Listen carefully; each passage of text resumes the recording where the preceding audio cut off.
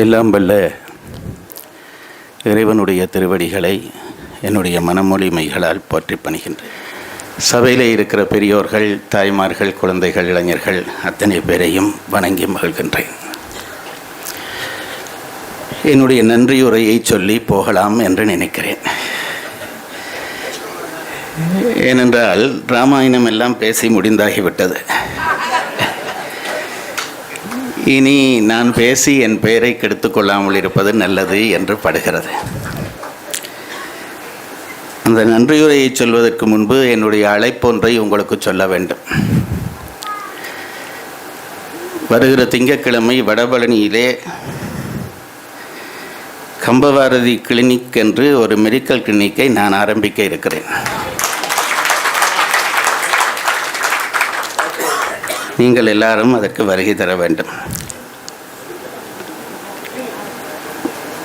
யார் டாக்டர் என்றால் நான் தான் டாக்டர்.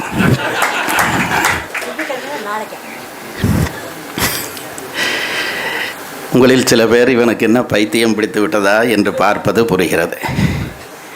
அது என்ன ஓர வஞ்சனை? ஒரு தமிழறிஞன் அல்லது அறிஞன் என்று சொல்லக்கூடாது, ஒரு தமிழ் பேச்சாளன் மெடிக்கல் கிளினிக் தொடங்குறேன்டா ஏதோ பைத்தியக்காரனை பார்க்குற மாதிரி பார்க்குறீர்கள். மெடிக்கல் துறையில் இருக்கிறவர்கள் வந்து இலக்கியம் பேசினால் கைதட்டி வரவேற்கிறீர்கள். இந்த ஓர வஞ்சனைக்கான நியாயம் எனக்கு புரியவில்லை. நான் கேட்கிறேன், நானோ அவை நடராஜன் ஐயாவோ, அவர் செய்தாலும் செய்வார், சொல்ல இயலாது. நான் என்னை மட்டும் சொல்லுகிறேன். இந்த வயதுக்கு மேலே இனி மெடிக்கல் காலேஜுக்கு போய் அதுக்கு சான்ஸே கிடையாது. ஒரு வேளை ஜெயத்ரட்சன் ஐயா ஒரு வாய்ப்பு கொடுத்து போய் படிக்கிறேன். சாட்டோடு சாட்டாக இதை இங்கே வச்சு சொல்லிட வேணும். நானும் ஒரு டாக்டராக வந்து அதுக்கு பிறகு ஆப்ரேஷன் செய்ய பழகி, அதுவும் குழந்தைகளுக்கு ஈரல் பார்த்துகிற ஆப்ரேஷன் எல்லாம் செய்கிறதுக்கான சான்ஸ் கடைசி வரைக்கும் இல்லை. அப்படி இருக்கத்தக்கதாக நம்ம தொழிலுக்கு இந்த ரெண்டு பேரும் ஏன் போட்டிக்கு வருகிறார்கள்? இதுதான் என் பிரச்சனை. நாங்கள் அவர்கள் தொழிலுக்கு போட்டி இல்லை. இந்த பத்திரிகைகளில் படிக்கிற பொழுது நினைப்பேன், சினிமா துறைகளிலே இந்த டைரக்டர் சங்கம், நடிகர் சங்கம், தயாரிப்பாளர் சங்கம் என்று சங்கங்கள் அமைப்பார்கள். ஏனென்றால் அவரவர்கள் பாதுகாப்பு காண்க. நான் நினைத்திருக்கிறேன், இனிமேல் பேச்சாளர் சங்கம் என்று ஒரு சங்கம் அமைக்க வேண்டும். புது பேச்சாளர்கள் யாராவது வருவதானால் எங்களிடம் பணம் கட்டி அனுமதி பெற்றுத்தான் பேச வேண்டும் என்று முடிவு செய்திருக்கிறேன். அருமையாக பேசினார்கள். அந்த பேச்சுக்கு என் பாராட்டுக்கள். ஏதோ டாக்டர்கள் பேசுகிறார்கள், சும்மா அங்கங்கே ஏதோ ராமாயணம் தொட்டு அவர்கள் ஆசைக்கு பேசுவார்கள் என்று நினைத்தேன். ஆழமாக பேசினார்கள். இரண்டு பேரும் பாடல்களை அள்ளி விசுக்குகிறார்கள். பாட்டுக்கு 100 ரூபாயாம். ஐயா, நான் எப்போ வந்து உங்களுக்கு எனக்கு தெரிஞ்ச பாட்டெல்லாம் சொல்லலாம்னு ஒரு டைம் தர வேண்டும். இப்படி வாய்ப்பு எங்களுக்கெல்லாம் கிடைக்கவில்லை. இவ்வளவு தமிழ் காதலை நினைக்கிற பொழுது ஆச்சரியமாக இருக்கிறது. பரதனை வசிட்டன் வருத்தான் என்று டாக்டர் மேளா சொன்னார். எப்படி இவர் சொல்கிறார் என்று நினைத்தால் அதற்கு சான்று சொல்லுகிறார். அப்பா கட்டளையை மீறு என்று ராமனுக்கு சொன்ன வசிட்டர், நான் சொல்லுகிறேன் அப்பா கட்டளை முக்கியமில்லை, நீ அப்பாவுக்கு கொல்லி போடு என்று சொல்லாமல் இருந்ததிலே இருந்து அவருக்கு பரதன் மேல் வெறுப்பு இருந்தது என்று சொன்ன அந்த செய்தியை கேட்ட பொழுது ஆச்சரியப்பட்டேன். இதுவரை இலக்கிய உலகத்திலே நான் கேட்டதில்லை. இந்த நுட்பம் இருக்கிறபடியால் தான் அவரால் ஈரல் ஆப்ரேஷன் பண்ண முடிகிறது. ஆனால் ஒன்று, நீங்கள் எல்லாரும் 2 டாக்டர்களுக்காகத்தான் வந்திருக்கிறீர்கள் என்பது எனக்கு தெரியும். தவிர இன்றைக்கு நான் தனியே பேச போகிறேன்றால் இதில் காவாசி பேர் இருந்தாலே பெரிய விஷயம். முக்கியமானவர்கள் எல்லாம் வந்திருக்கிறீர்கள். அவர்களுக்காக உங்களில் பல பேருக்கு எண்ணம் அவர்கள் டாக்டர்கள் தான் பெரியவர்கள், பேச்சாளர்கள் என்ன சும்மா சாதாரணம் என்று நினைப்பீர்கள். அப்படி இல்லை, பேச்சாளர்கள் தான் பெரியவர்கள். ஏனென்றால் நாங்கள் அவர்களை தேடி அவர்கள் தொழிலுக்கு போகவில்லை, அவர்கள் எங்களை தேடி எங்கள் தொழிலுக்கு வந்து விட்டார்கள். அப்போ யார் பெரியவர்? ஆகவே நாங்கள் தான் பெரியவர்கள். அது மட்டுமல்ல, இன்னொரு காரணமும் சொல்லுகிறேன். பாவம், அவர்கள் டாக்டர்கள், அது பெரிய விஷயம். ஆனால் பரிதாபத்துக்குரியவர்கள். ஏனென்றால் ஆயுள் காலம் முழுவதும் நோயாளிகளோடு தான் அவர்களுக்கு பழக்கம். இலக்கியவாதிகளுக்கு ஆரோக்கியமானவர்களோடு தான் பழக்கம் என்றபடியால் அவர்களை விட நாங்கள் பெரியவர்கள். அதனால்தான் கொஞ்ச நாளைக்கு நோயாளிகளை விட்டு ஆரோக்கியமானவர்களோடு பழகலாம் என்று எங்களிடம் வந்து விட்டார்கள் அவர்கள். வாலிவதையை பற்றி பேச வேண்டும் என்று சொல்லியிருக்கிறார்கள். நேரம் அருமையாக இருக்கிறபடியால் அவர்கள் உத்தரவை ஏற்க வேண்டும், அதுக்காக கொஞ்சம் பேச வேண்டும். பிரியா டாக்டர் பிரியா அவர்கள் அந்த நூலை நான் பார்த்தேன். 2 விஷயம் அதில் ரொம்ப தெளிவாக செய்திருக்கிறார். வான்மீகத்திலே ராமாயணம் பாத்திரங்கள் எப்படி வருகின்றன, 1. கம்பெனியிலே எப்படி வருகின்றன, இப்படி நூல்கள் பல பேர் செய்திருக்கிறார்கள். ஆனால் மிக நிர்வாணமாக அந்த பாத்திரங்களை அப்படியே போட்டிருக்கிறார். கம்பன் படித்து விட்டு வால்மீகத்தை படைக்கிறவர்கள் நாகரிகம் கருதி வால்மீகி சொன்னதை அப்படியே பதிவு செய்ய கொஞ்சம் அப்படி பாலிஷ் பண்ணித்தான் தருவார்கள். அந்த பாலிஷிங்கே இல்லாமல் வால்மீகி என்ன சொன்னான் என்பதை அப்படி அது நிர்வாணம் என்பது தான் சரியான பொருள் என்று நினைக்கிறேன். அப்படியே அந்த பாத்திரத்தை தருகிறார். ஒரு காலத்தில் எனக்கு பெரிய கவலை இருந்தது. நான் சமஸ்கிருதம் படிக்காமல் விட்டு விட்டேனே, வடமொழி படிக்காமல் விட்டு விட்டேனே, வான்மீக மூல நூல் படிக்க முடியவில்லையே என்று. என் குடுமையை பார்த்து சில பேர் என்னை பிராமணன் என்று நினைக்கிறார்கள். ஆகவே இவருக்கு சமஸ்கிருதமும் தெரியும் என்று நினைக்கிறவர்கள் இருக்கிறார்கள். அப்படியெல்லாம் ஒன்றும் கிடையாது என்பதை சபை முன்பாக பகிரங்கமாக சொல்லிக் கொள்கிறேன். வடமொழி படிக்காத கவலை இருந்தது. பிரியா அவர்களுடைய நூலை படித்த பிறகு அந்த கவலை போய்விட்டது. நீங்கள் நினைத்து கைதட்டுகிறது ஒன்று, நான் சொன்னது வந்தது ஒன்றொன்று. ஏனென்றால் வான்மீகி பாத்திரத்தை அழகாக தந்திருக்கிறார் என்று அதனாலே தான் நான் சொன்னேன் என்று நினைத்தீர்கள். அது உண்மை. ஆனால் வான்மீகி பாத்திரத்தை அவர் சொன்ன பிறகு இதை படிக்காமல் நான் கம்பனை மட்டும் படிப்பது நல்லது என்று என் மனதுக்கு பட்டது. வான்மீகி பாத்திரங்களை வைத்திருந்த நிலை, கம்பன் அதை கொண்டு போய் கோபுரத்தில் வைக்கிற நிலையை பார்த்த பிறகு கம்பனே போதும் என்ற மனநிலை வந்தது. அந்த மனநிலையை தந்தமைக்காக டாக்டர் பிரியா அவர்களுக்கு என் நன்றியை சொல்கிறேன். என் குருநாதர் பேராசிரியர் ராதாகிருஷ்ணன் அவர்களை ஒரு முறை யாழ்ப்பாணத்துக்கு அவர் வந்திருந்த பொழுது கேட்டேன், ஒரு நல்ல பேச்சை எப்படி பேச வேண்டும் ஐயா என்று கேட்டேன். அவர் ஒரு கடல். ஒரு நல்ல பேச்சுக்கு உரிய லட்சணம் என்ன, நல்ல பேச்சு பேச வேணுமானால் எப்படி பேச வேணும் என்று கேட்டேன். அதற்கு அவர் சொன்னார், முடிந்த அளவு சின்ன சின்ன வாக்கியங்களாக பேசு. அவர் சொன்ன முதல் ஆலோசனை, முடிந்த அளவு சின்ன சின்ன வாக்கியங்களாக பேசு. சொல்லிவிட்டு கொஞ்சம் நேரம் விட்டு சொன்னார், இல்லை, ஒரு நீண்ட வசனம் பேச வேணும் என்று நீ உனக்கு தேவை ஏற்பட்டால் அதை பேசி முடிக்கிற பொழுது நீ ஒரு கைதட்டு வாங்க வேண்டும் என்றார். சிறிய சிறிய வசனங்களாக பேசி நீண்ட வசனம் ஒன்று பேசினால் அது முடிகிற பொழுது சபை கைதட்டி ஆரவாரிக்க வேண்டும், இல்லாவிட்டால் நீண்ட வசனம் பேசாதே என்றார். பிரியா அவர்களுடைய கட்டுரைகளை படிக்கிற பொழுது எனக்கு அது ஞாபகத்துக்கு வந்தது. சிறிய சிறிய தொடர்களாக அந்த கட்டுரையை எழுதியிருக்கிறார். அப்படியே உள்வாங்கலாம். பேசுகிற பொழுதும் பார்த்தேன் அவர்கள் அப்படித்தான் பேசுகிறார். நீங்கள் திருப்பி ஒரு தடவை நினைவூட்டி பாருங்கள். பழைய காலத்தில் இந்த கண்ணாம்பாள் என்று ஒரு நடிகை வசனம் பேசுவாள். கட கட கட கட கடன்று துண்டு துண்டாக வரும். கிட்டத்தட்ட ஒரு கண்ணாம்பாளை பார்த்த நினைவு எனக்கு. அந்த எழுத்து நடை உண்மையாக இந்த மேடைக்கு என்னை கூப்பிட்டார்கள் என்பதற்காக பாராட்ட சொல்லவில்லை. ஒரு நல்ல நடை, சிறிய சிறிய வசனங்கள். பிற்காலத்திலே அப்படித்தான் எழுதத் தொடங்கினார்கள். நல்ல அழகான ஒரு நடையிலே அதை எழுதி சமர்ப்பித்திருக்கிறார். இனி வாலிவதைக்குள்ளே நான் நுழைய வேண்டும். பெரிய அச்சத்தோடு நுழைகிறேன். ஏனென்றால் ஒரு வேலை செய்ய வேண்டியவனை வேலை செய்து முடித்த பிறகுதான் பாராட்ட வேண்டும் என்று சட்டம். முன்னையே புகழ்ந்து விட்டால் அவன் பிறகு வேலை செய்ய மாட்டான். என்னை என் வேலையை செய்வதற்கு முன் பல பேர் பாராட்டி விட்டார்கள். அதுவும் குடும்ப சொத்தாக தமிழை வைத்திருக்கிற ஐயா அவர்கள் வாயிலே இருந்து இவ்வளவு பாராட்டு வந்து விட்டால் இனி நான் பேசாமல் இருக்கிறது உத்தமம். அதை கெடுக்காமல் அவர் சொன்னதை கேட்டவர்கள் என்னை பற்றி ரொம்ப பெரிய நினைப்போடு இருப்பார்கள். ஔவையார் தான் சொன்னால், நேசனை காணா இடத்து நெஞ்சாரவே துதித்தல். யார் யாரை எங்கெங்கே பாராட்ட வேண்டும் என்று ஔவையாரை ஒருவன் கேட்டான். அதுக்கு ஔவையார் சொன்னார், நண்பனை அவன் இல்லாத இடத்திலே பாராட்டு, நேசனை காணா இடத்து நெஞ்சாரவே துதித்தல். இருக்கிற இடத்திலே பாராட்டினா அடுத்ததாக ஏதோ கடன் கேட்க போகிறான் என்று அர்த்தம். நேசனை காணா இடத்து நெஞ்சாரவே துதித்தல். அவன் அடுத்தது கேட்டான், ஆசானை. அவ்வை சொன்னால் நேசனை காணா இடத்து நெஞ்சாரவே துதித்தல்னு இவன் கேட்டான், ஆசானை குருவே எங்க? அது அவ்வை சொன்னால், எவ்விடத்தும் அவ்வாறே என்றான். குருவை பாராட்ட வேணுமா? அவன் இருக்கிற பொழுது பாராட்டி, இல்லாத பொருள் பாராட்டி, எப்படியும் பாராட்டலாம், தப்பில்லை.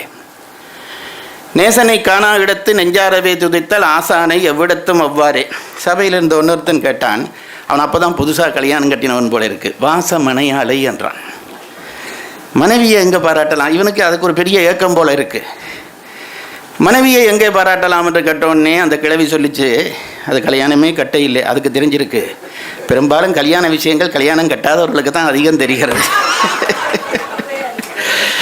நான் என்னை சொல்லுகிறேன். வாச மனையாளை என்று ஒருத்தன் இப்படி கையை தூக்கின்னு எழும்பினான். ஔவையார் சொன்னால், பஞ்சனையில் என்றான். மனைவியை பாராட்ட வேண்டுமா? பெட்ரூமுக்குள்ள மட்டும் பாராட்டு. பல பேர் இருக்கிற நண்பர்கள் சபையிலே என் மனைவியின் மூக்கு இப்படி இருக்கும், கண் இப்படி இருக்கும், காது இப்படி இருக்கும் என்று சொன்னால் அவன் மிச்சம் சொல்ல ஆரம்பிச்சிருவான். பிறகு சங்கடப்பட வேண்டி வரும். ஆகவே மனைவியை மற்றவர்கள் முன்னாலே பாராட்டாதே, வாச மனையாளை பஞ்சனையில். அடுத்தவன் பிள்ளை பாசம் உள்ளவன், மைந்தர் தமை. பிள்ளையை எங்கே பாராட்டுறது? நெஞ்சில் என்றாள். வார்த்தையாலே வெளியேயும் பாராட்டாதே, அவன் இருக்கிற பொழுதும் பாராட்டாதே, இல்லாத பொழுதும் பாராட்டே, உன் மனதுக்குள்ளே மகிழ்ந்து கொள். அப்பா மகிழ்கிறார் என்பது முகக்குறிப்பால் பிள்ளைக்கு தெரிய வேண்டுமே தவிர வார்த்தைகளை அள்ளி கொட்டக்கூடாது. இது ஔவையார். கடைசியாக நம்மால் ஒருத்தன் வந்தான், வினையாளை என்று கேட்டான். வேலையாளை எப்போ பாராட்டுறது என்று கேட்டோன்னே மனசு சொல்லிச்சு, வேலையாளை வேலை முடிஞ்ச பிறகு பாராட்டு. இவன் நல்லா வேலை செய்கிறான்ட்டு அவன் தொடங்கக்கே ஆரம்பிச்சேன்னா அவன் வேலையை கட் பண்ணிடுவான். இன்றைக்கு அந்த தப்பைத்தான் இந்த சபை செய்திருக்கிறது. நான் இன்னும் வேலை தொடங்கவே இல்லை, எனக்கு பாராட்டு தாராளமாக கிடைத்து விட்டது. ஆகவே நான் இனி என் வேலையை காட்டுவேன். வாலிவதை அது பெரிய விஷயம். கம்பன் தன் கைச்சரக்கு முழுவதையும் பயன்படுத்திய இடம் வாலிவதை.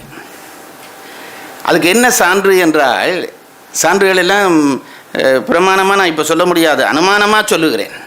என்ன சான்று என்றால், எப்பேற்பட்ட அறிஞர்கள், ராமாயணம் வந்த காலம் தொடக்கம், ராமாயணம் என்ற காவியம் வந்த காலம் தொடக்கம், எப்பேற்பட்ட அறிஞர்கள் எல்லாம் இந்த வாலி விளக்கை ஆராய்ந்து ஆராய்ந்து ஆராய்ந்து 1000 கட்டுரை 1000 பேச்சு பேசிவிட்டார்கள்.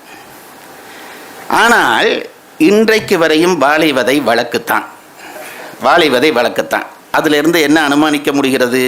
இதில் ஏதோ ஒரு சூட்சுமம் கம்பன் வைத்து பண்ணி இருக்கிறான். அந்த சூட்சுமத்தை எவராலும் அவுக்க முடியவில்லை, எவராலும் அவுக்க முடியவில்லை. அதுதான் பெரிய விஷயம். இல்லாவிட்டால் இத்தனை அறிஞர்கள், இத்தனை கூர்மையான புத்தி உள்ளவர்கள், கூர்த்த நுண்ணறிவு மிக்கவர்கள் எல்லோரும் தேடி தேடி ஆராய்ந்து ஆராய்ந்து எழுதிய பிறகும் எழுதி நாம திருப்திப்பட்டோமே தவிர, ஆகா வாலிவதைக்கு ஒரு தீர்ப்பு சொல்லிட்டு எவனாவது ஒத்துக்கொண்டானா? அடுத்த பட்டிமன்றத்தில் பார்த்தா வாலிவதை வழக்குன்றான். நல்ல தீர்ப்பு வந்தால் அது எப்படி வழக்காக இருக்க முடியும்? கம்பன் அதில் ஒரு ஏதோ ஒரு சூத்திரம் பண்ணி இருக்கிறான். அந்த நுட்பத்தை தெரிந்து கொள்வது முதல் பெருமை. கம்பன் செய்த வேலை அது. அந்த அந்த நுட்பம் அவுக்க எனக்கு இந்த சபையிலே நேரம் இல்லை. இன்னும் ஒரு நூலை பிரியா அவர்கள் வெளியிட்டு என்னை கூப்பிட்டால் வந்து சொல்வேன். ஏன்னா அடுத்தடுத்த நல்ல பேச்சானுக்கு லட்சணம் அடுத்த மேடையை புக் பண்ணி கொள்ள வேணும். நான் அவர்கள் புத்தகம் எழுத வேணும் என்ற ஆர்வத்தில் சொல்லவில்லை, என்னை கூப்பிட வேணும் என்ற ஆர்வத்திலே சொல்லுகிறேன். இவ்வளோ தான் சார் கம்பன் செய்த வேலை. நான் இன்றைக்கு ஒரு 35 வருஷத்துக்கு முன்பு நான் இளைஞனாக இருந்த பொழுது, இது சொல்ல பொழுதே கவலையோடு சொல்ல வேண்டி இருக்கிறது. ஏன்னா எனக்கு இன்றைக்கும் என் உள்ளம் என்னை இளைஞனாகத்தான் நினைத்து கொண்டிருக்கிறது. மற்றவர்கள் இல்லை என்று உணர்த்துகிறார்கள். முன்பெல்லாம் ஒரு வீட்டுக்கு போனால் அண்ணாவுக்கு வணக்கம் சொல்லு என்பார்கள், பிறகு போனால் மாமாவுக்கு வணக்கம் சொல்லு என்றார்கள். இப்போ யாராவது வீட்டுக்கு போனால் தாத்தாவுக்கு வணக்கம் சொல்லு என்கிறார்கள். அப்போ நம்ம நிலை நமக்கு தெரிகிறது. ஒரு 35-40 வருடத்துக்கு முன்பு நான் கல்லூரியிலே படித்து கொண்டிருந்த பொழுது, நான் இப்போவும் சொல்கிறேன், எனக்கு ஆங்கில புலமை ரொம்ப பூச்சியம். ஆங்கில புலமை ரொம்ப பூச்சியம். ஏன்னா தமிழே சரியாக வரையில், பிறகு எப்படி ஆங்கிலம் வரும்னு விட்டுட்டேன். அந்த காலத்திலே ஒரு ஆங்கில படம் வந்தது. ஆங்கில படம் என்றால் அந்த நாட்களிலே பள்ளிக்கூடம் கட் பண்ணி காலேஜ் கட் பண்ணி போவோம். அப்போ அது மட்டும் பார்க்க உனக்கு எப்படி ஆங்கிலம் தெரிந்தது என்று கேட்டால், ஆங்கில படம் பார்க்குவது ஆங்கிலம் தெரிவதற்காக அல்ல, அந்த வயசுலேயே வேறு வேறு தேவைகளுக்காக போவோம். அந்த படத்துக்கு போகிறோம். அது ரொம்ப புகழ்பெற்ற ஒரு படம். எனக்கு நான் பெயரை கூட சரியாக சொல்லுகிறேனோ தெரியவில்லை. கசண்டா கிராசிங் என்று அந்த படம் அந்த நாட்களில் வந்தது. பேர் கூட நான் சொன்னது சரியாக தெரியல. கசண்டா கிராசிங் என்ற எங்கள் ஊரில் கிராசிங்னு வாங்க, நீங்கள் அதை கொஞ்சம் மாற்றி சொல்வீர்கள், அது தெரு. இப்போ பேரில் என்ன இருக்கிறது விட்டுடுவோம். இந்த கதை சொல்கிறேன், அந்த படக்கதை என்ன என்று சொல்கிறேன். ரொம்ப சுவாரஸ்யமான கதை. ஒரு ஊரிலே ஒரு புதுமையான ஒரு ஆட்கொல்லி நோய் வந்து விடுகிறது. அதற்கான மருந்து கண்டுபிடிக்கப்படவில்லை. பரவுகிற நோய்.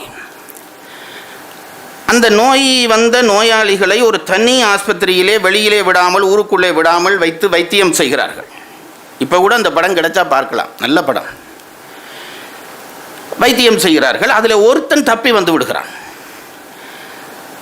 தப்பி வந்தவன் ஓடுகிற ஒரு ரயிலுக்குள்ளே ஏறி விடுகிறான். போய்கொண்டிருக்கிற ஒரு ரயிலுக்குள்ளே ஏறி விடுகிறான். அந்த ரயிலுக்குள்ளே ஒரு டாக்டர் குழு, அந்த சினிமாவுக்குரிய அந்த எல்லாம் பரபரப்பெல்லாம் உண்டாக்கி வைத்திருக்கிறார்கள், எல்லாம் இருக்கிறார்கள். அவனு ஏறிவிட்டான். இப்போ என்ன ஆபத்து என்றால், அவன் ஏறின உடனே ரயிலுக்குள்ளே இருக்கிற மற்றவர்களுக்கு நோய் தொத்த போகிறது. இந்த ரயில் எங்கே நிற்கிறதோ அவர்கள் எல்லாம் இறங்கினால் எல்லாருக்கும் நோய் தொத்த போகிறது. ஊர் முழுவதும் நோய் வரப்போகிறது. என்ன செய்வதென்று அரசாங்கம் உடனடியாக ஒரு ஆராய்ச்சி, எல்லாரும் கூடி ஆராய்கிறார்கள். நான் விளங்கின அளவு கதை சொல்கிறேன். சின்னத்தில் பார்த்துட்டு இது கதை இல்லைன்றா அது உங்கள் பிரச்சனை. எல்லாரும் ஆராய்ச்சி பண்ணுகிறார்கள். என்ன பண்ணுகிறது என்று பார்த்தால், இந்த ரயிலை ஒரு ஸ்டேஷன்லையும் நிப்பாட்டாமல் போக விடு என்று அனுப்புகிறார்கள். குறித்த ஒரு ஸ்டேஷனில் வச்சு ரயில் கதவெல்லாம் அடைச்சிடுறார்கள். இதெல்லாம் வெல்டிங் பண்ணி எல்லாம் ஒட்டிடுறார்கள். இந்த ரயிலை ஊருக்குள்ளே, ரயிலில் இருக்கிற யாரும் ஊருக்குள்ளே வரக்கூடாது. என்ன செய்ய வேண்டும் என்றால், ஒரு பாதாளமான ஒரு பெரும் பாதாளம் இருக்கிறது. அது சினிமாவில் காட்டுவான், பார்த்தாலே தலை சுத்தும். அந்த பாதாளம் நோக்கி இந்த ரயிலை கொண்டு போய் அந்த ரயிலை அந்த பாதாளத்துக்குள்ளே தள்ள வேண்டும் என்று முடிவு செய்கிறார்கள். இதுதான் அந்த அந்த அந்த இது டென்ஷன். அப்போது உள்ளே இருந்த அந்த டாக்டர் குழு இந்த விஷயம் அறிந்து கொள்கிறது. இந்த நோயாளியை மாற்ற முற்படுகிறது. அது அந்த கதை வேறு, இப்போ நமக்கு அது வேண்டாம். என்ன செய்வார்கள் என்றால், அந்த கடைசி காட்சி, அந்த ரயிலை கொண்டு போய் அது நோக்கி நகர்த்தி விட்டு விடுகிறார்கள். இந்த தண்டவாளம் இப்படி பாதாளம் நோக்கி இப்படி நீட்டி கொண்டு நிற்கும். இந்த ரயில் அப்படியே வருகிறது, மெல்ல மெல்ல மெல்ல மெல்ல வருகிறது. வந்து இந்த விளிம்புக்கு வந்து விட்டது. ரயில் விளிம்புக்கு வர்ற பொழுது நாங்கள்லாம் சீட் விளிம்புக்கு வந்துடுவோம். அந்த படத்தில் விளிம்புக்கு வந்து இந்த விழப்போகிறதுன்ட்டு அப்படி இப்படி இப்படி மெல்ல மெல்ல அந்த ரயில் ஆடி அந்த நேரத்தில் நின்றும். உள்ளே இருந்த நோயாளிக்கு அந்த டாக்டர் குழு வருத்தத்தை மாற்றி விடுவார்கள். கொஞ்சம் பேர் தப்புகிறார்கள். அதுக்குள்ளே சில அந்த ரயிலே வந்த சில பெட்டிகள் அந்த இது பாதாளத்துக்குள்ளே விழும். இந்த கடைசி இந்த டாக்டர்கள் இருந்த குழு பெட்டி தான் அப்படி விழப்போகிறது என்று அப்படி ஆடி ஆடி ஆடி ஆடி அந்த நுனிக்கு வந்து அந்த ட்ரெயின் நின்றுவிடும். இது என்ன, எனக்கு இதை ஏன் சொல்லி, இப்போ உன்னை யார் இதை கேட்டது, வாலிவதை அல்லவா கட்டீர்கள் என்று நீங்கள் நினைப்பது புரிகிறது. இதைத்தான் கம்பன் வாலிவதையிலே செய்தான். ராமன் என்கின்ற பாத்திரத்தை 2 தண்டவாளத்திலே அந்த ராமன் என்ற ரயிலை ஓட விட்டான். என்ன ரயில் என்று கேட்டால், என்ன தண்டவாளம் என்று கேட்டால், ஒன்று மானுடம் என்ற ஒரு தண்டவாளம், தெய்வீகம் என்ற ஒரு தண்டவாளம். 2லும் பதிந்து இந்த ராமன் என்கின்ற பாத்திரத்தை ஓட விட்டான். நீங்கள் எங்கே பார்த்தாலும் தெரியும், கம்பனுடைய ராமனிலே தெய்வீகமும் இருக்கும், மானுடமும் இருக்கும். அங்கங்கே ஒன்று மிகும் ஒன்று குறையும், ஒன்று மிகும் ஒன்று குறையும், ஆனால் 2ம் இருக்கும். ராமனை தனியே மானுடன் என்று எவரும் சொல்ல முடியாது. கருடாழ்வார் அவனை பார்த்து யார் அதிக மாயை அறிவார் என்று பாடுகிற பொழுது அவன் மானிடனா? ஒரு நேரத்தில் ரொம்ப மனிதனாக கிடந்து கதறி அழுவான் ராமன். அப்போ கம்பன் செய்த வேலை வான்மீகத்தில் இருந்து பிரித்து தெய்வீகம் என்று ஒரு தண்டவாளம் தனியே தெய்வீகத்தில் ஏற்றி இருந்தால் ராமாயணத்துக்கு இவ்வளோ மதிப்பு வந்திருக்காது. அது ஒரு கோயிலில் பாடுற புஸ்தகமாக மாறி இருக்கும். தனியே மானுடமாக இருந்தால் ஒரு நாவலுக்கு இருக்கிற மரியாதையோடு அது முடிஞ்சு போயிருக்கும். கம்பன் என்ன செய்தான்? 2 தண்டவாளம் வைத்தான். மானுடம் என்று ஒரு தண்டவாளம், அதற்கு பக்கத்திலே தெய்வீகம் என்று தண்டவாளம் தள்ளிவிட்டான் ரயிலை. நல்ல ஒரு பிரச்சனை இல்லாமல் அந்த ரயில் போய்கொண்டிருந்தது. கம்பனுக்கு இப்போ ஒரு சின்ன சந்தேகம். அவன் தானே ஆக்ககர்த்தா, அவனுக்கு அந்த உரிமை இருக்கிறது அல்லவா, அது உங்களுக்கு தெரியும் தானே. அவன் என்ன பண்ணினான், நல்லா ஓடுதே, இனி ஒரு தண்டவாளத்தை கலட்டி விட்டா என்னன்னு நினைச்சான். நல்லா ஓடிக்கொண்டு இருக்கிறதே, 2 தண்டவாளத்தில் ஓடுகிறதே, கொஞ்ச நேரம் ஒரு தண்டவாளத்தை கலட்டி பார்ப்போமே, இப்படியே ஓடிடாதா என்று நினைத்து தெய்வீகம் என்ற தண்டவாளத்தை இழுத்து வெளியிலே எடுத்து விட்டான். அங்கேதான் வாலி வதை ஆரம்பமாகியது. அங்கேதான் வாலி வதை ஆரம்பமாகிறது. தெய்வீகத்தை உருவி எடுத்துட்டான். கொஞ்ச நேரம் ராமா மானுடத்திலே நீ ஓடிப்பார் என்ற இடத்திலே தான் வாலி வதை ஆரம்பமாகிறது. ரொம்ப ரொம்ப பல விஷயங்கள் அம்பு போடுவது என்று முடிவாகிவிட்டது. வாலியினுடைய மார்பிலே ராமனே சொல்கிறான், தனித்த மானுடம், தெய்வீகமே இல்லை. அவனே பேசுகிறான். அங்கே அனுமன் தூண்டவில்லை, சுக்ரீவன் கேட்கவில்லை, நானே மறைந்து நின்று அம்பு போடுகிறேன். ராமன் சொல்லுகிற ராமனா இவன்? இதில் எங்கேயாவது தெய்வத்தன்மை நமக்கு தெரிகிறதா? கலட்டி விட்டு பார்க்குறான். அப்போ இவன் சொல்லுகிறான், நானே அம்பு போடுகிறேன். போயாயிட்டு கூட்டிக் கொண்டு வந்தாகிட்டு சுக்ரீவன் போய் அவனை போருக்கு அழைக்கிறான். வாலி வந்து விடுகிறான். முதல் யுத்தம் நடக்கிறது. கம்பன் இதுக்குள்ளே பண்ணி இருக்கிற நாகாசு வேலைகளுக்கு ஒரு அளவில்லை. போயிட்டு வந்து விட்டான். முதல் தரம் போய் அடி வாங்கி வந்துவிட்டான். ஏன் அடிக்க ராமா, என்னை போக விட்டுட்டு இப்படி விட்டுட்டு ஏன்னு கேட்குறான். இப்படி பண்ணலாமா, என்னை உன்னை நம்பித்தானே போனோன்னே இப்போ என்ன கலட்டி விட்டுட்டியேங்கிறான். அதுக்கு ராமன் சொன்னான், நீயா அவனான்னு தெரியல, அதனால் விட்டேன். இது உண்மையா? இப்படி ஒரு பேச்சு பேசலாமா? 2 பேர் சண்டை பிடிக்கிறார்கள். வாலியும் சுக்ரீவனும் சண்டை பிடிக்கிறார்கள். இவருக்கு யார் என்று தெரிய இல்லையா? ஒன்றும் தெரியவனன் சார். அடி வாங்குறவன் சுக்ரீவன், அடிக்கிறவன் வாலிங்கிறது தெரியாதா? அது கூடவா தெரியாது? என்ன சுக்ரீவன் வாலி அடிக்கிறார், அவர் வாங்குறார் என்று நினைச்சிருப்பானா? இதில் இருந்தே இது பொய் என்று தெரிய இல்லையா? அது மட்டும் இல்லை, பக்கத்தில் அனுமன் நிற்கிறான். இவர்களை நன்கு அறிந்து அனுமன் நிற்கிறான். அப்படி உனக்கு தெரிய இல்லையா? அனுமனே, யார் வாலி, யார் சுக்ரீவன் என்று கேட்டிருந்தா அவன் சொல்லி இருப்பான். இதிலே ஒரு ரகசியம் வைக்கிறான் கம்பன். ஒரு முடிச்சு போடுறான். நான் முடிச்சுகளை மட்டும் சொல்லுவேன், அவுக்க மாட்டேன். முடிச்சலை மட்டும் சொல்றேன். இதில் ஒரு முடிச்சு போட்டுட்டான். இப்போ திருப்பி போகிறான். திருப்பி சொல்கிறான், போயிட்டு வாடா. திருப்பி போய் கூப்பிட்றான். சுக்ரீவன் பாடு எப்படி இருந்திருக்கும் பாருங்க. ஒரு தரமே போய் மொத்துப்பட்டு வந்திருக்கிறான். திருப்பி போடா, திருப்பி போய் கூப்பிடு, ஒரு பூ மாலை போட்டு கொண்டு போ. நீங்கள் கவனித்து பார்த்தால் தெரியும், மாலை போட்டு கொண்டு போகிறான். அப்போ கூட ராமன் போனவுடனே அம்பு போட்டு வாலியை கொள்ளவில்லை. நன்றாக கவனிக்க வேண்டும். போனவுடனே திருப்பியும் சண்டை நடக்கிறது, திருப்பியும் அடி விழுகிறது சுக்ரீவனுக்கு. அப்போ ராமன் பார்த்து கொண்டு தான் இருக்கிறான். உடனே அம்பு போட்டதாக கம்பன் பாடவில்லை. எப்போ போடுறான் தெரியுமோ? வாலி சுக்ரீவனை இனி கொல்றதுன்னு முடிவு பண்ணிட்டான். ஏன் இவன் அவன் கோபத்தை வேணும்னு போய் தூண்டுகிறான். அப்படியே கழுத்துக்கும் தொடைக்கும் கையை தூக்கி அப்படி மேலே தூக்கி பக்கத்தில் ஒரு கருங்கல் இருந்தது, அதில் அடித்து இந்த சிதறுதங்க அடிக்கிற மாதிரி அடிக்க போனான். அப்போ தான் ராமன் அம்பு பாய்ந்தது. இதில் ஒரு முடிச்சு போடுகிறான் கம்பன். இந்த முடிச்சு அவுக்க வேண்டியவர்கள் எல்லாம் என்னிடம் தனியே வந்து கேட்க வேண்டும். இதெல்லாம் முடிச்சான இடங்கள், அதை மட்டும் சொல்கிறேன். இதில் ஒரு முடிச்சு. ஏன்னா 2ஆம் தரம் போனோடனே மாலையோடு தானே போனான். போடுறதா இருந்தால் அம்பு போட்டிருக்க முடியாதா? போட இல்லை, தூக்கி அடிக்க போடுகிற பொழுதுதான் போட்டான். இப்போ அடித்த விழுந்தாச்சு. அதுக்குள்ள லட்சுமணன் பாவம், அவன் வேற வாயை கொடுத்து வாங்கி கொண்டான்.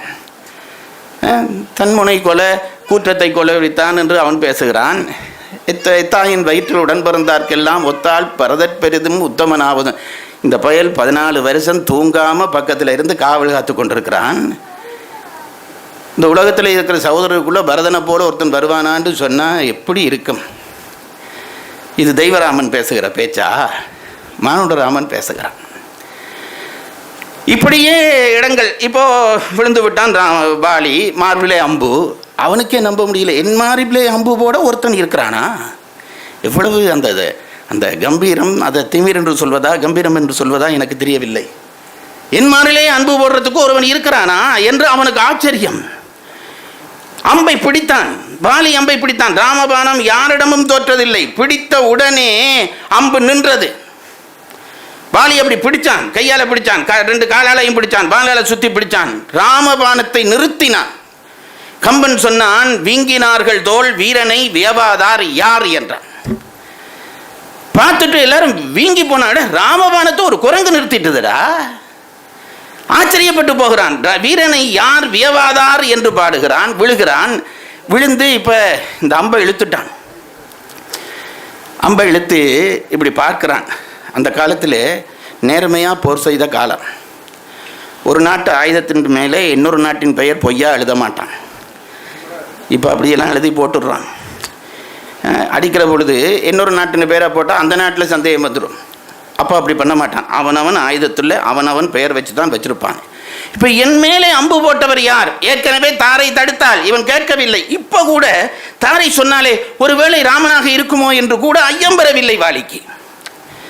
ஒரு குரங்கு பாத்திரத்தை மானுடத்தின் உச்சத்துக்கும் ஒரு தெய்வ பாத்திரத்தை மானுடத்தின் கீழ்மைக்கும் கொண்டு வந்து காட்டுகிறான் கம்பன். அதுதான் கம்பனுடைய கைவண்ணம். நான் இப்போவும் சொல்கிறேன் பாருங்க சார், வாலி விதையை ராமாயணத்திலிருந்து எடுத்துருங்க. வாலி விதையை ராமாயணத்திலிருந்து எடுத்துருங்க. எல்லாருமா ஒரு கூட்டம் போட்டு வாலி விதையை ராமாயணத்தில் எடுத்துரும். ராமாயணத்துக்கு ஏதாவது குறைவு வருமா? ஏதாவது குறை? அவ்வளவு முக்கியமான பகுதியா? இல்லை. ராமாயணத்திலிருந்து வாலி விதையை எடுத்து சுக்ரீவனோடு நேராக ராமன் நட்பு கொண்டான் என்று எழுதினாலும் ராமாயணத்தினுடைய பெருமை ராமாயணத்தினுடைய பெருமையாகவே இருக்கும். அப்படி இருக்கத்தக்கதாகவும் கம்பன் தன் நாயகனுக்கு இழுக்கு வரத்தக்கதான ஒரு கதை பகுதியை இடையிலே ஏன் சேர்த்தான்? அது அடுத்த முடிச்சு. சேர்க்க வேண்டிய அவசியமே இல்லையே. காசில் கொற்றத்து ராமன் கதையரோ என்று பாடினவன் ராமனுக்கு இழுக்கு வரப் போகிறது, இழுக்கு வரும் என்று தெரியும், எல்லோரும் வழக்காடும் என்று நடத்துவார்கள் என்று தெரியும். அப்படி தெரிந்தும் இந்த பகுதியை ஏன் அமைத்தான் தெரியுமா? அதுக்கு ஒரு காரணம் இருக்கிறது. அது அவன் கம்பன் போட்ட முடிச்சு. இப்போ இந்த அம்பை பிடித்து இழுத்தான். இழுத்து பார்த்தால் ராமனுடைய நாமம் அதிலே கிடந்தது. திகைத்து போனான் வாலி. இந்த கம்பன் கைவண்ணங்கள் பாருங்கள், சில இடத்துல சின்ன அப்படி ஒரு நுணுக்க வேலை பார்த்துட்டு போயிடுவான். என்ன தெரியுமா சொன்னான்? செம்மை சேர் நாமந்தன்னை கண்களில் தெரிய கண்டான். செம்மை சேர் நாமம் கண்ணை கண்களில் தெரிய கண்டான். இதில் என்ன சிறப்பு என்றால், செம்மை சேர் என்றால் சிறந்ததாகிய ராமநாமத்தை கண்ணில் கண்டான். அதுதானே அர்த்தம். கம்பனுக்கு ராமநாமம் செம்மை சேர் நாமம் சரி, உங்களுக்கும் எனக்கும் ராமநாமம் செம்மை சேர் நாமம் சரி. அம்பாலே குத்துப்பட்டு அநியாயமாக ஒளிந்து நின்று போட்டு அம்பாலே குத்துப்பட்டு விழுந்து கிடக்கிற வாலி எழுத்து பார்க்கிறான் ராமநாமம். அவனுக்கு அது செம்மை சேர் நாமமா? அவனுக்கு அது இழுக்குடைய நாமமாக இல்லை. என் மேலே அம்பு போட்டு மறைந்து நின்று ஒருத்தன் அம்பு போட்டானா அவனா? அப்போ ராமநாமத்தை கம்பன் எப்படி சொல்லி இருக்க வேண்டும்? அந்த இடத்திலே செம்மை சேர் நாமம் என்று சொல்லி இருக்கப்படாது. ஏன்? வாலிக்கு அது செம்மை சேர் நாமம் அல்ல. அப்போ கம்பன் இந்த தவறு விடலாமா என்றால் காரணம் இதாங்க. இழுத்தான் நம்ப, இந்த ரத்தம் பாஞ்சுது. இந்த ராம என்ற ராமத்துக்கு மேலே சிவப்பாக ரத்தம் படிஞ்சிட்டுது. அவனுக்கு அந்த செம்மை சேர் நாமம். அவ்வளவுதான். ரத்தம் படிந்ததாலே வந்த செம்மை சேர் நாமம். நமக்கு அது செம்மை சேர் நாமம். கம்பன் அப்படி அப்படி அப்படி துண்டு துண்டாக எடுத்து விளையாடுறான். போட்டுட்டான். பார்த்தான், ராமன் முன்னாலே வந்தான். விவாதம் தொடங்கியது. விவாதம் தொடங்கினால் இவ்வளவுதான். ராமனுடைய கேள்வி, என்னை ஏன் கொன்றாய்? வாலியினுடைய கேள்வி, என்னை ஏன் கொன்றாய்? என்ன நியாயம்? அரக்கரோர் அழிவு செய்து கழிவறையில் அதற்கு வேறோர் குறைக்கணத்து இறையை கொள்ள மணிநிதி கூறிட்டுண்டோ? ஒரு அரக்கன் வந்து உன் மனைவியை தூக்கி கொண்டு போனால் அதுக்கு என்ன கொல்ல வேணும்? ஏதாவது உங்கள் மணிநீதியில் எழுதியிருக்காடா? இறக்கம் எங்கு உகுத்தாய் என்பால் எப்பிழை கண்டாயப்பா, பறக்களி இது நீ பூண்டால் புகழை யார் பறிக்கற்பாளார். அடிச்சு தள்ளுறான் பாருங்க. வாலிக்கு சொல்லின் செல்வன் பட்டம் வாலிக்கு தான் கொடுக்கணுங்கிறது என்ன அபிப்பிராயம்? ராமனை போட்டு உலுப்பி எடுத்துடுறான். ஓவியத்தெழுத ஒன்னா உருவத்தாயுடையவன் என்றோ ஆவியை ஜனகன் பெற்ற அன்னத்தை அமிழ்தன் வந்த தேவியை பிரிந்ததாலே திகைத்தனை செய்கை போலும். ஏண்டா என்ன கொண்டே? எனக்கு பாட்டு சொல்ல பயமாக இருக்கிறது. ஏனென்றால் முன்னுக்கு ஒருத்தர் பாட்டு சொல்கிறதுக்கே பிறந்தவர் இருக்கிறார். பாண்டிச்சேரி கம்பன் விழாவில் ஐயா பேசினார். அந்த பாட்டு சொன்ன அழகை பார்த்து நான் உண்மையிலே வேந்துட்டேன். அவருக்கு ஒரு கவிதை எழுதி அனுப்பினேன், கிடைச்சதோ கிடைக்க இல்லையோ தெரியவில்லை. பாட்டு அப்படி சொல்ல வேணும். அப்படி ஒவ்வொன்றா போட்டு அடிக்கலாம். ஏண்டா என்ன கொண்டு நீ எப்பேற்பட்ட குடும்பத்தில் வந்தவன் தெரியுமா? மானமும் குலமும் காத்து வன்மையும் துறந்த வள்ளல் தூயவன் மைந்தனே, நீ பரதன் முன் தோன்றினாயே. உங்கள் அப்பா யாரா? உன் தம்பி யாரா? பரதன் முன் தோன்றினாயே. எங்கள் ஊரில் ஒருத்தர் பேச பரதன் முன் தோன்றி நாயே என்றார்.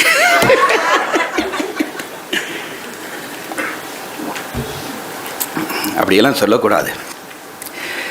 இப்போ எல்லா கேள்வியும் கேட்டோடனே ராமன் சொன்ன பதில், இந்த வழக்கினுடைய அடிப்படை மட்டும் சொல்லுகிறேன். ராமன் சொன்னான், நீ செய்தது தப்பு. தம்பியினுடைய மனைவியை நீ தூக்கிவிட்டாய்.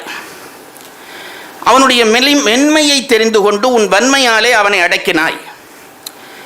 ஒரு நல்லவனுக்கு அது லட்சணம் இல்லை. ஏனென்றால் சங்கப்புலவன் ஒருவன் சொல்லுகிற பொழுது சொன்னான், வலியரென வலிமொழியலன் மெலியரென மீக்கூறலன் என்று ஒரு அரசனை பற்றி பேசுகிறான். வலியவர்களாக இருக்கிறவர்களுக்கு சில பேர் அவர் வலியவர்கள் என்பதற்காக அவன் சொன்னது எல்லாத்துக்கும் வழிமொழிவான். மெலியவர் என்றால் அவன் உண்மையை சொன்னாலும் அதை மீக்கூறுவான். அப்போ அந்த நிலையிலே உள்ளவன் அல்ல. இப்போ வாலி பேசுகிறான், என்னை ஏன் போட்டாய், என் மேலே ஏன் கொன்றாய், நான் உனக்கு என்ன தவறு செய்தேன்? இப்போ ராமன் சொன்னான், அவன் மெலியவன் என்று தெரிந்து கொண்டு உன்னுடைய வலிமையை வைத்துக்கொண்டு அவன் பக்க நியாயத்தை கேட்காமல் அவனை அடித்தது மட்டுமல்ல, அவன் மனைவியை பற்றினாய். இன்னொருவன் மனைவி என்றால் கூட பரவாயில்லை, உன் சொந்த தம்பி மனைவி, உன் மகளுக்கு ஒப்பானவள். ஐயோ, அது பிரியாமா எழுதினதை பார்த்து நான் நடுங்கே போனேன். தாரை சுக்ரீவனுக்கு பிறகு பஞ்சாதி ஆயிட்டாலாம் வான்மீகத்தில். நல்லாலும் கம்பனில் அப்படி இல்லை. அப்படி போடாமலே இப்போ கன பேர் அப்படி ஆகி கொண்டிருக்கிறார். கம்பனும் படித்தா கேட்கவே வேண்டாம். கம்பன் அப்படி சொல்லவே இல்லை. தூய ஒரு விதவை கோலத்திலே காட்டினான். தூய விதவை கோலத்திலே தாரையை காட்டுகிறான். பொங்குவள் முளைகள் பூக முளையோடும் மறைய போத்த மங்கையை கண்டவள் நங்கையை கண்டவள்ளல் நயனங்கள் பணிப்பன் என்றான் என்று சொல்லுகிறான். மங்கள அணியை நீக்கி மணி அணி துறந்து வாச கொங்கலர் கோதை மாற்றி குங்குமச் சாந்தம் கொட்டா பொங்குவம் முளைகள் பூக மணி கழுத்தோடு மறைய பூத்த அந்த சாலை இப்படி இங்கே வரையும் போத்திருக்கிறாளாம். கழுத்தோடு மறையை போத்த நங்கையை கண்ட வள்ளல் நயனங்கள் பணிப்பன் என்றான். அப்போ அது தூய விதவை அவள். இங்கே கம்பனிலே இவன் கேட்டான், எப்படி நீ அப்படி இன்னொரு மனைவியை நீ எப்படி தூக்கலாம்? வழக்கு இங்கே முடிஞ்சிருக்க வேணும் சார், வழக்கு இங்கே முடிஞ்சிருக்க வேணும். இப்போ இந்த பட்டிமன்றம் பேசுகிறவர்கள் எல்லாம் என்னென்ன வாலி என்ன சொல்லியிருக்க வேணும்? உனக்கு யார் சொன்னது அப்படி?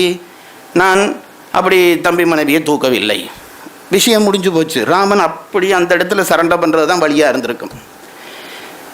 ஆனால் அந்த பயல் அது அது அது அது அது அது என்னென்று சொல்கிறது, அந்த குரங்கு குணம் விட இல்லை. அவன் என்ன சொன்னான்? தூக்கினது உண்மைன்னு விட்டான். இப்போ அனுமன் சொல்லி அம்பு போட்டான், இவன் சொல்லி அம்பு போட்டான், அந்த கதைக்கே இடம் இல்லை. வாலிகிட்டையே நேராக கேட்குறான், உன் தம்பி மனைவியை நீ எப்படி தூக்கலாம் என்றோன்னு. இவன் என்ன பதில் சொன்னான் தெரியுமா? இந்த ஒரு மனைவி குடும்பம் ஏகபத்தினி விரதம் எல்லாம் உங்கள் ஊர்லடா. குரங்குகள் அந்த கொப்பில் ஒன்றோடு இருக்கும், இந்த கொப்பில் ஒன்றோடு இருக்கும், அந்த கொப்பில் ஒன்றோடு இருக்கும், இந்த கொப்பில் ஒன்றோடு இருக்கும். அதனால தான் சிலது அப்படி இப்போவும் இருக்குது. இதை சொல்லுகிறான் அங்கே வாலி. இது எங்களுக்கு மனமும் இல்லை, மனநெறி வந்தன குணமும் இல்லை என்று பேசிவிட்டான். அதனாலே நான் அவளை தூக்கியது தப்பில்லை. அப்போ என்ன ஆயிட்டு தெரியுமோ? தூக்கினேன் என்பதை ஒத்துக்கொண்டான். அப்போ என்ன தெரியுமோ? அப்போ இந்த இடத்திலே வழக்கு தொடர ஆரம்பித்து விட்டது. நீ மற்றவன் மனைவியை தூக்கினாய். அப்போ உடனே ராமன் அதுக்கு பதில் சொல்ல வேணும். நீ விலங்காக இருந்தால்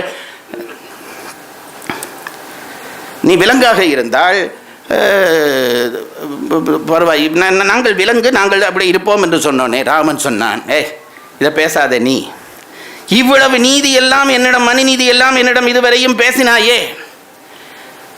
அதை சொல்லிட்டு சொல்றான், நின்ற நன்னறி நீ அறியா நெறி ஒன்றுமில்லை நின் வாய்மை உணர்த்துமாள். உனக்கு தெரியாத நெறி இல்லடா, ஆகவே நீ செய்தது தப்பில்லை, நீ செய்தது தப்பு. இப்ப இதை சொன்ன உடனே ராமன் பக்கம் பந்து வந்து விட்டது. ராமன் பந்தை தூக்கி வாலி பக்கம் போட்டு விட்டான். வாலி பக்கம் வந்து விட்டதா? இப்ப வாலி பதில் சொல்ல வேண்டும். இப்ப வாலிக்கு என்ன பதில் சொல்வதென்று தெரியாத குழப்பம். நீ தம்பி மனைவியை தூக்கினாய் என்ற உடனே இவன் சொன்னான் நான் விலங்கு என்றான். ராமன் சொன்னான் நீ விலங்கு இல்லவே, இவ்வளவு தர்மங்களை பேசுகிறாயே, நீ விலங்கு இல்லையே. என்று சொன்ன உடனே இந்த இடத்துல வழக்க முடிச்சிருக்கலாம் வாலி. இந்த இடத்த வழக்கு இந்த கம்பன் போட்டு கொண்டு போற முடிச்சுல பாருங்க, இந்த இடத்துல வாலி நினைச்சிருந்தா வழக்க முடிச்சிருக்கலாம். என்ன சொல்லியிருக்கலாம், ராமா நீ என்னதான் சொல்லு, நான் விலங்கு தான், இந்த தர்மம் பேசினேன் அது பேசினேன்றலாம் உனக்கு சாட்டுக்கு சொல்றாய், அப்படி இல்லை, நான் சொல்லுகிறேன், வெளிப்படையாக சொல்லுகிறேன், நான் விலங்கு தான் என்று சொல்லி இருந்தானா வழக்கு முடிஞ்சிருக்கும். ஆனால் வாலியால் அப்படி சொல்ல முடியல. இங்க பாருங்க, இப்ப சில பேர்ல நமக்கு மதிப்பு, நெஞ்சில ஒரு மதிப்பு இருக்கும். அவன் நமக்கு ஒரு குற்றம் செய்துட்டான், ஆனா என்ன சொல்லுகிறான், அவனே சொல்றான், நீ எப்பேற்பட்ட மனுஷனடான்னு சொன்ன உடனே இவனாலே ராமன் வாயிலிருந்து வருகிற பாராட்ட விடம்பு மனம் இல்லை. தொடர்ந்து நான் விலங்கு என்று சொல்லியிருந்தா ராமன் பதில் சொல்ல முடியாமல் தத்தளிச்சிருப்பான். நீ விலங்கு என்று சொன்ன, நீ விலங்கு இல்லை மனுஷன் என்று சொன்ன உடனே இவன் உடனே அதை ஒத்துக்கொண்டான். அப்படியா, அப்ப நீ என்ன மனுஷனுங்கிறையா, ராமனே என்ன மனுஷனுங்கிறான்ற உள்ளூர ஒரு சந்தோஷம் இவனுக்கு. ஏன்னா ராவன் மேல அவ்வளவு மதிப்பு உள்ள பதிவா இருந்தது. நீ சொல்றியா, அப்ப என்ன மனுஷன் என்று சொல்றாயா, சரி மனுஷன் என்றா ஏன் ஒளிஞ்சு நின்று கொண்டாய் என்றார். இந்த நுட்பத்தை பாருங்க, ஏன் ஒளிஞ்சு நின்று கொண்டாய். இப்போ ராமன் பதில் சொல்ல வேண்டும். அந்த நான் ரொம்ப ரசிக்கிற இடத்துல ஒன்று முடிச்சுகள் எல்லாம் பல நான் சொல்லிக்கொண்டே போறேன், தவிர விடையவுக்கள் கடைசி முடிச்சு பாருங்க, நீ ஏன் கொன்றாய் என்ற உடனே இப்போ ராமன் பேச இருக்க வேண்டும். இதுவரை வாதத்துக்கு வாதம் சொல்லிக்கொண்டே இருந்தான், ராமன் பேச இல்லை. லட்சுமணன் உள்ளே புகுந்தான். நிறுத்து, அவனுக்கு இந்த கொலையிலேயே உடன்பாடு இல்லை. ஆனால் இந்த குரங்கு கூட்டத்துக்கு மன்னிச்சு கொள்ளுங்க, நான் கை காட்டுற பழக்கத்தில் அப்படி காட்டிட்டேன். இந்த குரங்கு கூட்டத்தில் என் அண்ணன் தலை குனிந்து நிற்பதா? நியாயம் சரி பிழை எல்லாம் அப்புறம் இருக்கட்டும், என் அண்ணன் தலை குனிந்து நிற்கப்படாது குரங்கு கூட்டத்தில். இப்ப ராமன்கிட்ட பதில் இல்லை என்று லட்சுமணனுக்கு தெரியும், இடையில பூந்தான். நிறுத்து, என்ன கேள்வி கேட்கிற, ஏன் அண்ணன் ஒளிஞ்சிருந்து கொண்டான்னு கேள்றியா? நேரா நின்று உன்னை சண்டைக்கு கூப்பிட்டுருந்தா நீ வந்து ராமனை பார்த்தோன்னே சரண்டை பண்ணியிருப்ப. ஏற்கனவே உன் தம்பி சரண்டை பண்ணிட்டான், அவன் மனைவியை மீட்டு தரேன்னு சொல்லிட்டான். இப்போ நீ சரண்டை பண்ணால் எப்படி மீட்டு தர்றது? ஆகவே தான் உனக்கு முன்னால் வராமல் உனக்கு கொண்டுட்டான் என்றான். இது ஒரு நியாயமா சார்? இது ஒரு நியாயமா? எவனாவது ஒத்துக்கொள்வானா புத்தி உள்ளவன்? ஆனால் வாலி ஒத்துக்கொண்டான். இதுதான் அங்கே கெட்டித்தனம். வாலி என்ன ஒத்துக்கொண்டான் தெரியுமா? இந்த வாதத்தை ஏற்றுக்கொண்டு சிறியன நீ இது பொறுத்து தீயன பொறுத்து என்றான், சிறியன சிந்தியாதான் என்று முடிக்கிறான். ஒரே ஒரு நிமிஷம் இந்த விஷயத்தை சொல்லி முடித்து விடுகிறேன். என்ன தெரியுமா நடந்தது? வாதத்துக்கு வாதம். இப்போ கடைசி வாதம், நீ என்னை ஏன் கொன்றாய் என்ற உடனே ராமன் தலை குனிந்து நின்றான் அல்லவா? வாலி பார்த்தான். அதான் அவனுடைய பெருந்தன்மை. வாலி பார்த்தான். இப்போ ராமன் நினைச்சிருந்தா ஏதாவது ஒன்று சொல்லி இருக்கலாம். ஏன்? வாலி விழுந்துட்டான், வென்று நிற்கிறான் ராமன். வென்றவன் சொல்தான் சார் சபையில் எடுபடும். வென்றவன் இப்போ ஒருத்தன் தோத்துட்டான், அவனை எவ்வளவு பெரிய தோத்துட்டான், அவனை எல்லாருமா சேர்ந்து மிதிச்சுடுவார்கள். வென்றவன் சும்மா ஒரு பொய்க்கு ஒரு நியாயம் சொன்னா கூட பாத்தி அவர் சொன்னது சரியா தான் இருக்குன்னு கை தட்டுவான். அதானே சூழ்நிலை. இப்போ கீழே விழுந்து கிடக்கிறான் பாடி. ராமன் நினைச்சிருந்தால் அந்த நேரத்தில் ஒரு பொய்யான சாட்டு சொல்லியிருக்கேன். நீ சொல்றது இந்த சுக்ரீவன் சொன்ன லட்சுமணன் சொன்னதை சொல்ல தெரியாதா ராமனுக்கு? வந்தா என்னிடம் சரணடைந்திருப்பால் சொல்லி இருக்கலாம். ராமன் இந்த கேள்விக்கு பதிலில்லை என்றவுடன் மௌனமாக நின்றான். இப்பதான் இதை பார்த்த உடனே வாலி நினைக்கிறான், பெரிய மனுஷன் தாண்டா. என்னடா அவன் கேள்வி கேட்கிற பொழுது தம்பி மனைவியை தூக்கலாமான்றோடனே நான் என்ன சொல்லியிருக்க வேணும்? ஆமா, கோபத்தில் தூக்கிட்டேன், மன்னிச்சு கொள்ளுன்னு சொல்லியிருக்க வேணும். எனக்கு சொல்ல மனம் வர இல்லை. நான் உடனே நாங்கள் குரங்குக்குள்ளே இப்படி எல்லாம் இல்லை என்று சொன்னேனே, அது குரங்கு புத்தி. இப்போ அவனும் அப்படி ஒரு குதர்க்கம் பேசுறதுன்றா ராமனும் பேசி இருக்கலாம். அந்த பெரிய மனுஷன் பிள்ளை நான் பதில் இல்லாத கேள்வி கேட்டவன மௌனமா நின்றானே, அதுல இருந்து இவன் பெரியவன் என்று தெரிஞ்சு போச்சு. இனி இவனை சங்கடப்படுத்தப்படாது என்று சொல்லி அந்த அளவில் என்ன மன்னிச்சுடுறான்னு நிப்பாட்டிட்டான். இந்த மன்னிச்சுடுறான்னு நிப்பாட்டின இடத்திலே கம்பன் பழையபடி தெய்வீகம் என்ற தண்டவாளத்தை பூத்தினான். ராமன் ரயில் ஓடியது. இவ்வளவு தான் வாலி கதை. வணக்கம்.